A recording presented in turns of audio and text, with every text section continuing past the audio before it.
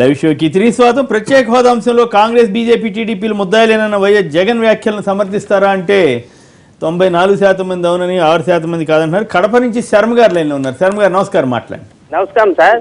నమస్కారం, మాట్లాడండి. ఇప్పుడు గాలి ముద్దుకృష్ణ నాయుడు డ్రామా అంటున్నారు కదా జగన్ గారు చేయడము. అయితే తిరుపతిలో సరే వాళ్ళు కూడా అంటారులేండి కొన్ని. తిరుపతిలో హామీ ఇచ్చినారు కదా మోడీ, చంద్రబాబు నాయుడు, పవన్ కళ్యాణ్ అందరూ, అది డ్రామానేనా? మోడీ గారు ఆయన నోటితో అనట్లేదు కానీ బీజేపీ ప్రణాళికలో ఉంది కాబట్టి ఆయన కూడా నైతికంగా బాధ్యతే. అదే అదే సార్, ఇది డ్రామా అయితే అది డ్రామా అయింది సార్. అది డ్రామానా? సరే, అట్లయితే రైట్. రోజా గారు మాట్లాడండి. పవన్ కళ్యాణ్ ప్రశ్నించడం లేదని నిన్న మీరు ఘాటుగా అడిగారు. నిజంగానే ఆయన ప్రశ్నించట్లేదు, ఎందుకు ప్రశ్నించట్లేదు అనుకుంటున్నారు? అలాగే ఇప్పుడు రఘునాథ్ బాబు గారు చెప్పారు ఓటుకు నోటు కేసుకి దీనికి ఏం సంబంధం లేదు, అట్లా చంద్రబాబుని భయపెట్టే పరిస్థితి లేదని అంటున్నారు. మీరేం సమాధానం చెప్తారు? ఈరోజు పవన్ కళ్యాణ్ గారిని మేము ఎందుకు ప్రశ్నించాము అంటే, బీజేపీ కోసం, టీడీపీ కోసం రోజుకి 11 మీటింగ్లు హెలికాప్టర్లో పరిగెట్టి ఆయన ప్రచారం చేశారు. మీరు వాళ్ళకు ఓటేయండి, గెలిపించండి, ఈ రాష్ట్ర అభివృద్ధి జరుగుతుంది, ఒకవేళ వాళ్ళు ఏదైనా చేయకపోతే నేను వాళ్ళని నిలదీస్తానన్నారు. నిజంగా ఈరోజు వాళ్ళిద్దరి విజయంలో ఆయన ఏమంటారు పార్టిసిపేషన్ ఉందని అందరికీ తెలిసిన విషయం. సో ఇలాంటప్పుడు ఇన్ని ఇష్యూలు జరుగుతున్నాయి, రైతుల ఆత్మహత్యలు, డ్వాక్రా నిరుద్యోగులకి నిరుద్యోగ భృతి రావట్లేదు, ఈరోజు వనజాక్షి విషయం జరుగుతుంది, రిషితేశ్వరి సూసైడ్ జరుగుతుంది, ఇక్కడేమో ప్రత్యేక హోదా ఇవ్వము అని ఖచ్చితంగా పార్లమెంట్లో చెప్తున్నారు. మరి ఎప్పుడు మీరు ప్రశ్నిస్తారు? 14 నెలలు అవుతుంటే మరి మీరేదైతే ప్రజలకి హామీ ఇచ్చారో మిమ్మల్ని నమ్మి వేసిన వాళ్ళు కూడా చాలా మంది ఉన్నారు, మీ అభిమానులు. మరి వాళ్ళందరికీ మీరు ప్రశ్నించాల్సిన సమయం వచ్చినా ఎందుకు ప్రశ్నించలేదు? ఇప్పటికైనా బయటకు వచ్చి ప్రశ్నించండి, మమ్మల్ని అందరినీ కూడా కలుపుకొని ముందుకెళ్లి ప్రత్యేక హోదా కోసం పోరాడని అని అడిగాను. దీంట్లో అండ్ రెండోది అంటే ఆయన ఒక మాట అన్నారు, ప్రత్యేక హోదా విషయంలో ఆ మునికోటి ఆయన చనిపోయినప్పుడు ఈ సందర్భంలో మాట్లాడలేకపోతున్నాను, తాను కంట్రోల్ చేసుకుంటున్నానని కూడా అన్నారు కదా. మీరు ఆ మాత్రం అర్థం చేసుకోవాలి కదా. అదే నేను అంటున్నా, మునికోటి చనిపోయే ముందు కనుక కళ్యాణ్ గారు ప్రశ్నించుంటే మునికోటి సూసైడ్ చేసుకునే అవకాశమే లేదు. ఎప్పుడైతే పార్లమెంట్ లో అది ఇవ్వమని చెప్పి భిన్న స్వరాల్లో ఎంపీలే తెలుగుదేశం వాళ్ళు ఒక్కొక్క రకంగా చెప్పారా? ఒకరేమో అంటారు మాకు రాదని తెలుసు, చంద్రబాబు నాయుడుకి తెలుసు, అయినా పవన్ కళ్యాణ్ తిట్టాడు కాబట్టి చేశామని జేసీ దివాకర్ రెడ్డి గారు అంటారు. రాయపాటి గారు ఏమంటారు, ఇంతకన్నా మేము ఏం చేయగలం, బట్టలు ఇప్పుకొని తిప్పాలా, ఆయన ముందు నడవమనండి ఆయన వెనక నడుస్తామని రాయపాటి గారు మాట్లాడారు. సో వాళ్ళు ఒక్కొక్కరు డిఫరెంట్ స్టేట్మెంట్స్ ఇచ్చినప్పుడే అర్థమై ఉంటుంది పవన్ కళ్యాణ్ కి, వీళ్ళు ఏదో మళ్ళీ మసిబూసి మారేడుకాయ చేయాలనుకుంటున్నారు, ప్రత్యేక హోదాని నీరు గరుస్తున్నారనేది తెలిసి ఉంటుంది. అండ్ ఎప్పుడైతే పార్లమెంట్ లో ఇంద్రజిత్ సింగ్ గారు గట్టిగా చెప్పారో ఏ ఒక్క రాష్ట్రానికి కూడా ఇచ్చే ఉద్దేశం లేదు ప్రత్యేక హోదా అన్నప్పుడు పవన్ కళ్యాణ్ కనుక స్పందించుంటే ఈ రోజు మునికోటి ప్రాణత్యాగం చేసి ఉండాల్సిన అవసరం కూడా లేదని నేను అంటున్నాను. సో ఒక బాధ్యత నీ మీద ఉంది, నిన్ను నమ్మి ప్రజలు ఓటేసినప్పుడు ఆ ప్రజలకు సమాధానం చెప్పాల్సి ఉంది. ఈరోజు మునికోటి చావుకు సమాధానం పవన్ కళ్యాణ్ గారు చెప్పాలి. సో అలాగే మీరు చూస్తే ఈరోజు ఓటుకు నోటు కేసులో ఎంత వేగంగా ఆ కేసును ముందుకు నడిపించారో మీరు చూశారు. సో సాక్ష్యాలు అలా బలంగా ఉన్నాయి. అండ్ చంద్రబాబు నాయుడు గారి మీద కేసు రిజిస్టర్ అయ్యేంత ఫాస్ట్ గా వచ్చినప్పుడు చంద్రబాబు నాయుడు గారు కానీ, ఆయన ఎంపీలు కానీ, ఆయన కేంద్ర మంత్రులు ఎంత హడావిడి చేశారు ఢిల్లీలో. ఆయన ఢిల్లీకి ఎలా పరిగెట్టుకొచ్చాడో, ఆ తర్వాత ఆ కేసు ఎలా స్లో అయిందో మనం చూసాం. ఇదే ఇంట్రెస్ట్ ప్రత్యేక హోదా ఇవ్వమన్నప్పుడు ఎందుకు చూపించలేదు మీ మంత్రులు కానీ, మీ ఎంపీలు కానీ, మీరు కానీ అని మేము అడుగుతున్నాం. ఇంతవరకు సైలెంట్ గా కూర్చొని నిన్న జూపుడి గారితో ప్రెస్ మీట్ పెట్టిస్తారు. ఇవన్నీ ధర్నాలు చేస్తే జరిగేటివి కాదు, ఇవి కూర్చొని మాట్లాడుకోవాల్సిందని. మరి గతంలో మీరు ఎందుకు ధర్నాలు చేశారు? ధర్నాలు అనేది మన యొక్క కష్టాన్ని, బాధని అధికార పక్షానికి తెలియజేయడానికి అదొక వే. అది ఈ రోజు పుట్టుకొచ్చింది కాదు, ఎప్పటి నుంచో తరతరాలుగా చేస్తుంది. సో ఈ రోజు జగన్మోహన్ రెడ్డి గారిని తిట్టడమే ధ్యేయంగా మీరు మాట్లాడుతున్నారు. ఎందుకు చంద్రబాబు నాయుడు తిడితే ఎందుకు చంద్రబాబు నాయుడు తిడుతున్నారు?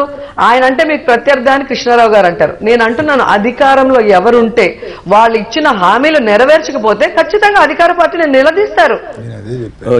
మరి వాళ్ళని కూడా నిలదీయకూడదంటే ఎవరు నిలదీయాలి? కాంగ్రెస్ లో కలిపేసిన పీఆర్పీ పార్టీని తిట్టాలా? జనసేన పార్టీ పుట్టక ముందే గిల్లేసిన జనసేన పార్టీని తిట్టాలా? అధికారంలో ఉన్న బీజేపీ, టీడీపీ కదా మాట ఇచ్చింది, ఇవ్వనప్పుడు వాళ్ళ గురించే కదా మాట్లాడాలి. అండ్ రాహుల్ గాంధీ గురించి ఎందుకు మాట్లాడాల్సి వచ్చింది అంటే, మేము ఇంత పోరాడుతూ ఉంటే కూడా ఈరోజు ఆయన ఏదో అనంతపురంలోకి వచ్చేసి ఈరోజు ప్రతిపక్షం మాట్లాడట్లేదు, ప్రతిపక్షం సరిగా ఫైట్ చేయట్లేదు, ప్రతిపక్షం భయపడుతుంది బీజేపీకి అంటాం కరెక్ట్ కాదు. ఈరోజు రాష్ట్రం, ఈ ఆంధ్రప్రదేశ్ రాష్ట్రం మరి అభివృద్ధి చెందిన రాష్ట్రాల్లో 5 స్థానాల్లో ఒక స్థానంగా ఉన్నింది. ఈ రోజు మీ రాజకీయ లబ్ధి కోసం దాన్ని 2 ముక్కలు చేసి అధఃపదాలను తొక్కేశారు. ఈ రోజు నిర్దాక్షిణ్యంగా ఆ రాష్ట్రాన్ని విభజించి విభజన చట్టంలో కూడా ప్రత్యేక హోదా గాని ఆ రాష్ట్ర అభివృద్ధి గురించి కానీ ఏమీ కూడా పట్టించుకొని మీరు మమ్మల్ని అనే అర్హత లేదు అనేది అక్కడ మెన్షన్ చేయడానికి మాట్లాడాల్సి వచ్చిందే తప్ప రాహుల్ గాంధీని తిడితే ఏమొస్తుందండి? వాళ్ళు చేసిన పనికి ప్రజలే మూలను కూర్చోబెట్టారు కదా. సో బీజేపీకి కూడా ఆ పరిస్థితి రాకూడదు అంటే నరేంద్ర మోడీ మీద ఒక అందరికి గుడ్ విల్ ఉంది. ఆయన ఏదో చేస్తాడు, గుజరాత్ లో ఆయన డెవలప్మెంట్ చేసిన దాన్ని చూసి సో మంచి అడ్మినిస్ట్రేటర్, ఈయన ప్రైమ్ మినిస్టర్ అయితే బాగుంటుందని యావత్ యూత్ మొత్తం కూడా ఆయనకి ఎంత సపోర్ట్ ఇచ్చారో మనం చూసాం. ఈ రోజు ఆయనకి మెజారిటీ ఫుల్ గా ఉంది, ఆయనకి ఎవరి దయాదాక్షిణాలు కూడా అవసరం లేదు. అలాగే ఈ రోజు మీరు చూస్తే నేషనల్ డెవలప్మెంట్ కౌన్సిల్ కూడా ఆయన ప్రెసిడెంట్, చైర్మన్ కాబట్టి ఆయనకి ప్రత్యేక హోదా ఇచ్చే హక్కు ఉంది కాబట్టి ఆయన ఇవ్వాలి మీరు మేనిఫెస్టోలో పెట్టినట్టు. అది కాకుండా 14th ఫైనాన్స్ అంటూ లేదా ఇంకోటి అంటూ కుంటి సాకులు చూసి తప్పించుకోవద్దండి. ఇప్పటికే మేము కృంగిపోయినాం, ఇంతకంటే మేము నష్టపోయే పరిస్థితుల్లో మేము లేము అని చెప్పి ఈరోజు మేము చెప్తున్నాం. సో మాకు సపోర్ట్ చేసి బలపడాల్సింది పోయి మమ్మల్ని తిట్టడమే పనిగా పెట్టుకుంటే ఈ రాష్ట్రంలో ప్రత్యేక హోదాను సాధించడం కోసం జగన్మోహన్ రెడ్డి గారి ప్రధాన పోరాటం నరేంద్ర మోడీ గారి మీద లేకపోతే రాహుల్ గాంధీ గారి మీద? నరేంద్ర మోడీ అండ్ చంద్రబాబు నాయుడు గారి మీద. రాహుల్ గాంధీ మెన్షన్ చేశారు కాబట్టి ఆయనకు ఆన్సర్ చెప్పాల్సి వచ్చింది తప్ప రాహుల్ గాంధీని మేము పట్టించుకునే పరిస్థితిలో లేరు. వాళ్ళు చేయాల్సిందంతా చేసేస్తారు, రాష్ట్రానికి నష్టం. ఆ రోజు మీరు కూడా ఉత్తరం ఇచ్చారు, మీ పార్టీకి చెందినటువంటి మైసూరారెడ్డి గారు, మహేందర్ రెడ్డి గారు ఇద్దరు కలిపి ఒక ఉత్తరం ఇచ్చారు. పార్లమెంట్ లో సమైక్యాంధ్ర బోర్డు పట్టుకుని నించుంది జగన్మోహన్ రెడ్డి గారు. అండ్ సమైక్యాంధ్ర పోరాటంతో ఈ రోజు తెలంగాణలో తన రాజకీయ భవిష్యత్తుని పన్నంగా పెట్టింది జగన్మోహన్ రెడ్డి గారు. సో ఇలాంటి కళ్ళబొల్లి మాటలతో తెలుగుదేశం పార్టీ లాగా మీరు కూడా ప్రజల్ని డైవర్ట్ చేయాలి అనుకుంటే అది కరెక్ట్ కాదండి. ఖచ్చితంగా మీరు తెలుగుదేశం పార్టీ కుమ్మక్కయ్యారు. ఎందుకంటే కిరణ్ కుమార్ రెడ్డి గారు కూడా డౌట్ అయిపోయారు. ఈ రోజు నమ్మారు. కానీ చంద్రబాబు నాయుడు చెప్పినట్టు ఆ రోజు నేను లెటర్ ఇచ్చాను, నా వల్లే తెలంగాణ వచ్చింది, నేను ఢిల్లీలో వెళ్లి ధర్నా చేశాను, నా వల్లే తెలంగాణ వచ్చింది, నా ఎంపీలతో ఓటేశాను, నా వల్లే తెలంగాణ వచ్చింది అంటున్నారే, అది నిజమైతే ఈ రోజు ప్రత్యేక హోదా కోసం లెటర్ ఇవ్వండి, ప్రత్యేక హోదా కోసం ఢిల్లీకి వచ్చి ధర్నా చేయండి, మీ ఎంపీలతో లోపల ఫైట్ చేయించండి. ఈ రోజు ప్రత్యేక హోదా కోసం ఆల్రెడీ కాంగ్రెస్ అధ్యక్షురాలు సోనియా గాంధీ గారు 2 పర్యాయాలు లోక్సభలో మాట్లాడడం జరిగింది. 2 పర్యాయాలు ఆవిడ లోక్సభలో మాట్లాడారు. మా పార్లమెంట్ సభ్యులందరూ కూడా దానికి కట్టుబడి ఉన్నారు. అదేవిధంగా కాంగ్రెస్ పాలిత ముఖ్యమంత్రులు ఎవరైతే ఉన్నారో వినండి రోజా గారు, మాకున్న బలంకి మేము ఎంతో ఫైట్ చేస్తున్నాం. ఈ రోజు మాకన్నా బలమైన తెలుగుదేశం పార్టీ సైలెంట్ గా ఉంది కాబట్టి మేము మాట్లాడాల్సి వస్తుంది. తెలుగుదేశం మీద విమర్శలు ఆవిడ చేస్తా ఉంది. కాంగ్రెస్ పార్టీగా మేము కూడా తప్పనిసరిగా పోరాటం చేస్తున్నాం. మాకున్నటువంటి 9 మంది ముఖ్యమంత్రులు కూడా సోనియా గాంధీ గారు చెప్పడం జరిగింది. ఎప్పుడు ప్రజల పక్షాన్ని నిలబడ్డాం, ఎప్పుడు కాంగ్రెస్ తప్పు చేసినా బీజేపీ తప్పు చేసినా ప్రజల పక్షాన్ని పోరాడుతున్నాం. రైట్. ఒక్క నిమిషం రఘునాథ్ బాబు గారు సమాధానం చెప్పండి. వారు బీజేపీ గురించి కూడా చాలా వ్యాఖ్యలు చేశారు కదా. ప్రతిపక్ష పార్టీగా వారు ధర్నాలు చేసుకోవటం, నిరసన తెలపటం కాదు. మీరేమో లేదు అసలు ఓటుకు నోటుకు వేస్తే సంబంధం లేదని అన్నారు. వారేమో ఖచ్చితంగా ఢిల్లీ వెళ్ళి అడావుడి చేస్తే అది స్లో అయిందని చెబుతున్నారు. సో ఖచ్చితంగా ఎక్కడో ఏదో జరిగింది అనేటువంటి అభిప్రాయం వారు వ్యక్తం చేస్తున్నారు. అది అంటే బీజేపీ అనేది ఒక మధ్యవర్తిత్వం చేస్తున్నారు. ఇంటర్ఫీరెన్స్ తో ఓటుకు నోటు ఆగింది అంటే అది ముందు టీఆర్ఎస్ ని కేసీఆర్ ని కూడా అవమానం చేసినట్టే. కాబట్టి అవమానం ఉంది, మధ్యవర్తిత్వం చేశారంటే అవమానం. అవమానమా కాదనేది పక్కన పెడితే వాస్తవమా కాదనేది ఇంపార్టెంట్. వాస్తవం కాదు అది ఏమాత్రం. వారి అనుమానం, రోజా గారి అనుమానాలు ఉంటాయి, అంటే కోఇన్సిడెన్స్ ఉంటాయి. ఒక్కోసారి జరిగినప్పుడు ఈ రోజుకి కేసీఆర్ గారు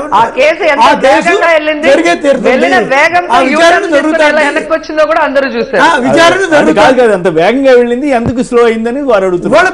మీడియాలో కనపడకపోతే రోజు స్టేట్మెంట్లు రాకపోతే అది ఆగిపోయినట్టు అనుకోవాల్సిన అవసరం లేదు. అది చట్టం తనమంతా చేసుకుంటుంది, ఆ పని జరుగుతుందని నేను భావిస్తాను.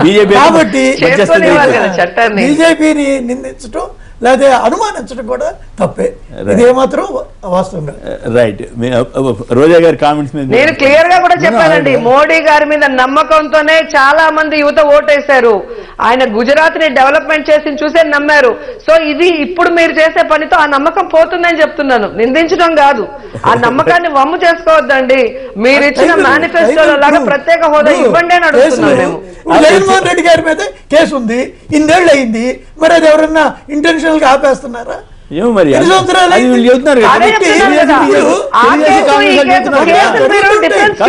కాంగ్రెస్ అని చెప్పారు కదా, తెలుగుదేశం వాళ్ళు చాలా సార్లు చెప్పారు కదా, బీజేపీ కేసుల కోసం అని చెబుతున్నారు కదా.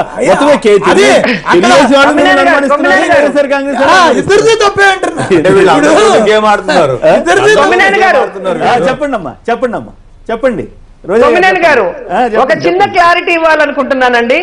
ఇవ్వండి. చంద్రబాబు నాయుడు గారు ఆంధ్రప్రదేశ్ లో దోచుకున్న డబ్బుతో తెలంగాణలో ఎమ్మెల్సీలను కొంటూ తన ఎమ్మెల్యే పట్టుబడ్డాడు. ఆయన ఫోన్ ట్యాపింగ్ అయింది అంటున్నారు, లేదా ఆయన స్టీఫెన్సన్ రికార్డ్ చేశారు అంటున్నారు.